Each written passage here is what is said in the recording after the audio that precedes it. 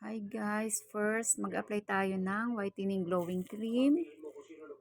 Product yan ng Sakura, yung Salugen. Yan yung trending ngayon sa TikTok. Napakaganda niyan sa face guys, napaka-lighting gamitin at madaling i-blend. Ayan guys, so tingnan nyo. Kunti lang ang nilagay ko dyan kasi nag-whitening talaga siya sa skin.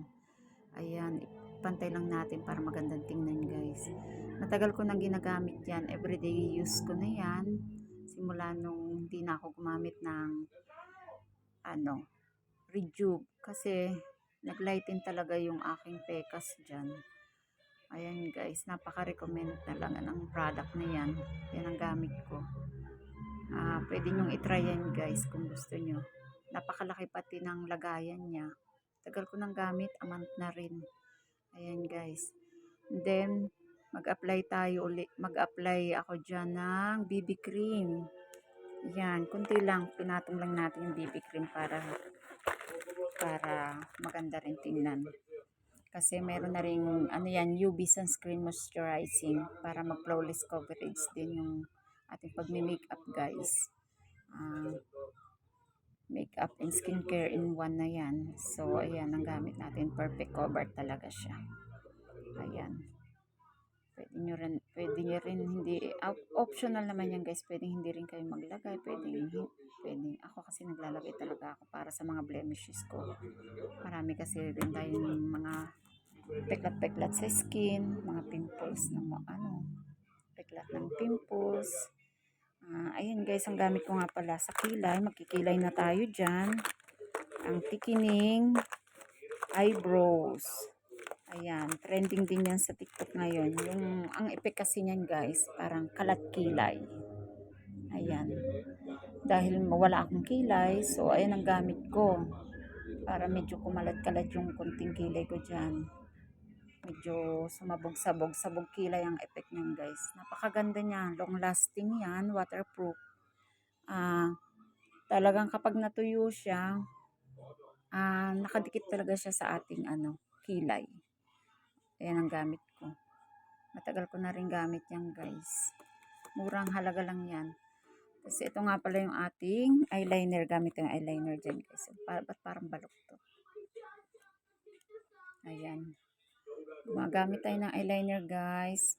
Ayan yung eyeliner na iikot-ikot mo lang. Then lalabas na yan. Ayan. Pwede mo gamitin. Okay na. Kasi nga medyo singkit yung ating mata. So, ayan, palakihin natin yung effect. Medyo malaki-laki effect. Para kunyari, dilat. Char. Ayan, gamit ang eyeliner dyan, guys. Maganda. Hindi nga pala yung pure black. Parang may pagkahalong bluish din yan. Then, ayan na guys, gamit tayo dyan ng mascara. Product din ni Avon yan. Ang ating Avon True Color Mascara. Super Extend Lightening Mascara yan. And then, waterproof na din. Hindi na ako gumamit ng curl dyan guys kasi maikli yung aking pilikmata. So, parang na-trauma ako. Palaging naiipit yung balat dun sa may parting taas ng mata ko. Kaya, nagmamaskara na lang ako. Pero kasi, syempre, maganda pa rin yung naka-curl sana. Ayan guys, ang gamit natin mascara dyan.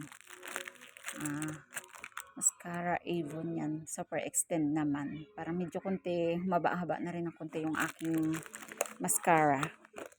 Ang aking pilikmata pala. So, ayan. Gamit tayo dyan ng blush on. Pink blush on. Na medyo may shimmering konti. Ayan nga pala yung mascara guys. Plinex ko ulit. Ayan yung ating blush on guys. Gamit tayo ng konting blush on. Ayan. Kamay-kamayin lang natin konti kasi wala na akong brush. Tsaka para makontrol ko kung gaano karami na rin. Ayan.